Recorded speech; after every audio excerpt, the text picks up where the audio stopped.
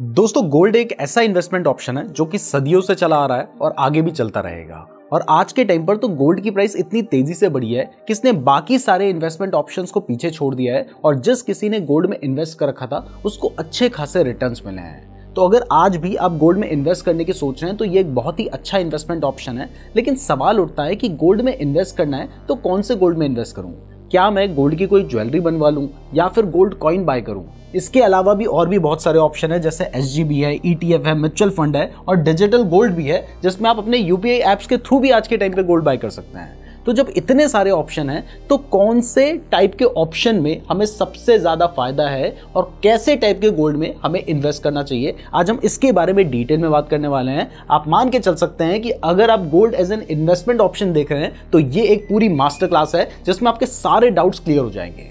तो चलिए शुरुआत करते हैं फिजिकल गोल्ड के साथ। अब देखिए फिजिकल गोल्ड में आपके पास दो ऑप्शन निकल कर आते हैं। एक होता है कि आप गोल्ड की ज्वेलरी बनवाएं और दूसरा होता है कि आप गोल्ड कॉइन या गोल्ड का जो ब्रिक आती है वो ले लें। तो सबसे पहले गोल्ड में अगर आप ज्वेलरी बनवा लेते हैं तो इस केस में देखिए 24 कैरेट गोल्ड की तो ज्वेलरी बनती नहीं है, जो कि प्योर गोल्ड होता है। 99.9% उसमें गोल्ड होता है। तो आपके पास ऑप्शन होता है 22 कैरेट गोल्ड की ज्वेलरी बनाना। लेकिन अगर आप 22 कैरेट गोल्ड की ज्वेलरी बनाते हैं तो यहां पर उसमें जो गोल्ड होता है वो 91.7% होता है, लेकिन आपसे जो पैसा लिया जाता है वो लिया जाता है 92% का।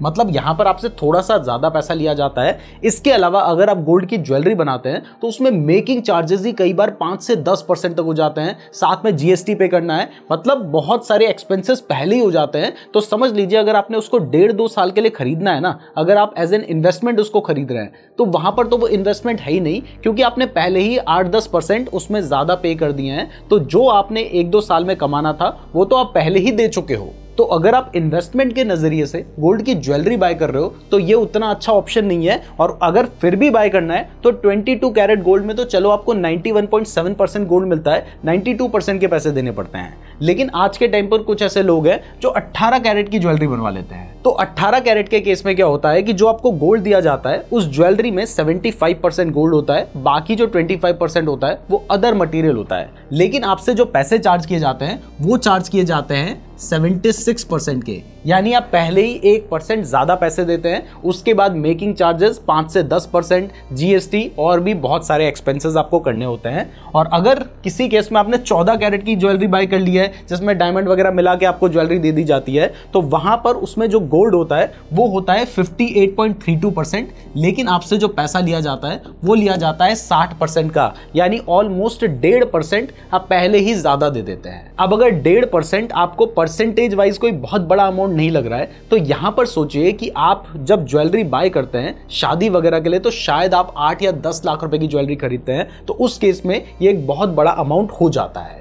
तो आपको ये तो समझ आ गया है कि अगर आप इन्वेस्टमेंट के लिहाज से सोच रहे हैं तो फिर ज्वेलरी अच्छा ऑप्शन नहीं है। तो अगर फिजिकल गोल्ड बाय करना है एज एन इन्वेस्टमेंट ऑप्शन तो यहां पर सबसे बेटर रहता है कि आप या तो गोल्ड कॉइन बाय करें या गोल्ड ब्रिक बाय करें। लेकिन उसमें आपने पहले ही पता कर लेना है कि कितना मेकिंग चार्जेस लग रहा है, ताकि आपको आइडिया रहे कि आपका कितना खर्चा आ रहा है। तो फिजिकल गोल्ड में इन्वेस्ट करने की सोच रहे हो तो अच्छा ऑप्शन है, लेकिन उसमें ज्वेलरी अच्छा ऑप्शन नहीं होगा। अगर आप कोई गोल्ड कॉइन बाय करते हैं या गोल्ड ब्रिक बाय करते हैं जिसमें कम से कम मेकिंग चार्जेस लगे तो वो एक ठीक ठाक ऑप्शन बन जाता है, लेकिन वहां पर थोड़ा सेफ्टी का भी रिस्क बढ़ जाता है। आप उसको स्टोर करके रखेंगे तो स्टोरेज के भी चार्जेस होंगे। अगर मान लीजिए आपने बैंक में लॉकर ले रखा है तो उसके भी चार्जेस होंगे। तो अगर सब कुछ मिला के देखें फिजिकल गोल्ड के केस में तो गोल्ड ज्वेलरी तो अच्छा ऑप्शन नहीं है, क्योंकि उसमें मेकिंग चार्जेस वगैरह ज्यादा लगते हैं। लेकिन आप बाकी जो ब्रिक या गोल्ड कॉइन की बात होती है उनमें इन्वेस्ट करने के बारे में सोच सकते हैं।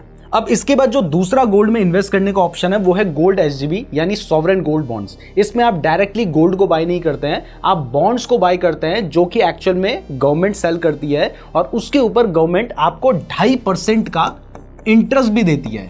यानी आपने अगर इसमें इन्वेस्ट किया तो इसकी जो प्राइस है वो गोल्ड के साथ पैक्ड है, यानी अगर गोल्ड की प्राइस बढ़ेगी तो इस बॉन्ड की प्राइस भी बढ़ेगी और उसके ऊपर से गवर्नमेंट आपको 2.5% का इंटरेस्ट भी देगी। तो ये तो सबसे बेस्ट ऑप्शन हुआ करता था, लेकिन ये बात गवर्नमेंट को भी समझ आ गई। तो 2014-15 के आसपास गवर्नमेंट ने जो एसजीबी निकाले थे वही आज के टाइम पे अवेलेबल है, और उसमें भी गवर्नमेंट को क्योंकि बहुत ज्यादा पैसा देने को पड़ गया, क्योंकि गोल्ड की प्राइस भी बढ़ गई, ऊपर से गवर्नमेंट को 2.5% का इंटरेस्ट भी देना पड़ा, तो वो गवर्नमेंट के लिए अच्छा नहीं था। हमारे लिए एक बहुत अच्छा इन्वेस्टमेंट ऑप्शन था, बट आज के टाइम पर अगर आपको कहीं पर वो मिलता है तो भी उसमें इंटरेस्ट इंटरेस्ट वगैरह जो कुछ था सब कुछ इंक्लूड हो चुका है। अब कुछ खास फायदा इसमें इन्वेस्ट करने का रहा नहीं है। बट अगर दोबारा कभी गवर्नमेंट गोल्ड एसजीबी निकालती है तो ये one of the best option होता है गोल्ड के थ्रू पैसे कमाने का। इसके बाद जो तीसरा ऑप्शन गोल्ड में इन्वेस्ट करने का है वो है गोल्ड ईटीएफ। अगर आपको स्टॉक मार्केट की ठीक ठाक नॉलेज है तो आपको पता होगा कि जैसे आप स्टॉक्स बाय करते हैं वैसे ही आप गोल्ड के ईटीएफ को बाय कर सकते हैं, जो कि एक तरह का फंड है। और अगर आप उसमें इन्वेस्ट कर देते हैं तो अगर गोल्ड की प्राइस बढ़ेगी तो उसकी भी प्राइस बढ़ेगी। तो ये ऐसा ही है जैसे आपने गोल्ड में इन्वेस्ट कर रखा है, और इसमें बाय एंड सेल करना भी आसान होता है, क्योंकि आप स्टॉक मार्केट में जैसे स्टॉक्स को बाय एंड सेल करते हैं वैसे ही इसको भी बाय एंड सेल कर सकते हैं।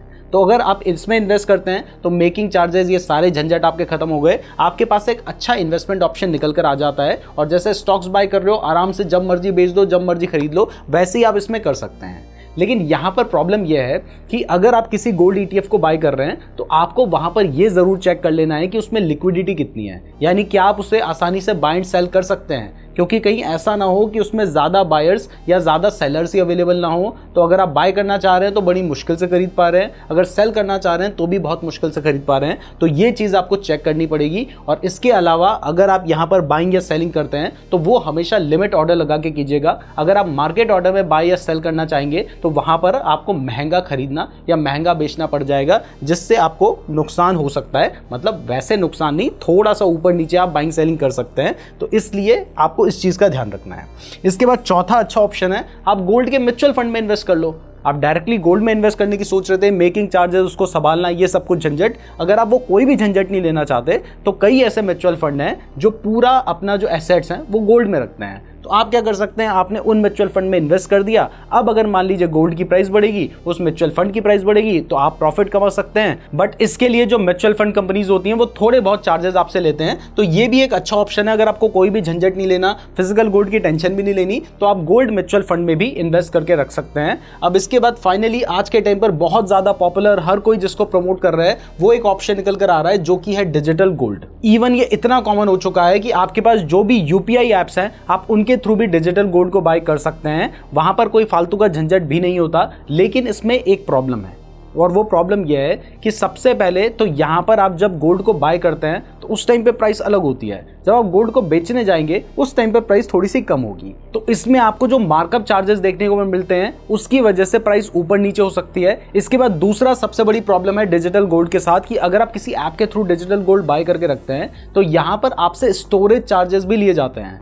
क्योंकि आप भले ही डिजिटल गोल्ड रख रहे हैं लेकिन इसके बिहाफ में जो कंपनी है वो फिजिकल गोल्ड को स्टोर करके रखती है, तो वो जो स्टोरेज चार्जेस होते हैं वो भी आपसे ही लिए जाते हैं। इसके अलावा ये जो डिजिटल गोल्ड होता है इसको आरबीआई सेबी के द्वारा भी मैनेज नहीं किया जाता है। तो अगर मान लीजिए कभी भी ये गोल्ड ऊपर नीचे दाएं बाएं हो जाता है तो इस केस में आप ना सेबी के पास जा सकते हैं ना आरबीआई के पास जा सकते हैं। लेकिन म्यूचुअल फंड या ईटीएफ में इन्वेस्ट करते हैं या एसजीबी में इन्वेस्ट करते हैं तो ये सब कुछ सेबी के अंडर आता है। तो वहां पर आपके पास ऑप्शन रहता है कि आप कहीं पे जाके अपनी प्रॉब्लम को रिजॉल्व करवा सकते हैं। और उससे भी बड़ी बात यह है कि अगर मान लीजिए आपने किसी यूपीआई ऐप के थ्रू गोल्ड बाय करके रख लिया, डिजिटल गोल्ड की बात कर रहा हूं, और वहां पर थोड़े टाइम बाद आप भूल जाते हैं या उतना बड़ा अमाउंट नहीं था या आप अपनी फैमिली को नहीं बताते हैं, तो फिर वो गोल्ड कहां जाएगा किसी को कभी पता भी नहीं चलेगा। तो इसलिए ये भी उतना अच्छा ऑप्शन नहीं है। तो आज के टाइम पर मेरे अकॉर्डिंग सबसे बेस्ट ऑप्शन की बात करें तो या तो फिजिकल गोल्ड बाय करना है तो आप गोल्ड कॉइन्स वगैरह बाय कर सकते हैं, या फिर गोल्ड ईटीएफ और गोल्ड म्यूचुअल फंड अच्छा ऑप्शन है। एसजीबी मिल जाए तो ये तो बेस्ट ही ऑप्शन है, लेकिन अभी उतने वाइडली अवेलेबल नहीं है। तो बाकी आपने ये सारा हिसाब किताब समझ लिया है, तो अब आप बताइए कि आपके अकॉर्डिंग कौन सा गोल्ड बाय करना चाहिए, ये कमेंट करके जरूर बताइएगा। वीडियो पसंद आई है तो वीडियो को लाइक और चैनल को सब्सक्राइब जरूर कर दीजिएगा। अगर आप स्टॉक मार्केट में इंटरेस्टेड हैं तो आप ये वाली वीडियो देख सकते हैं। धन्यवाद।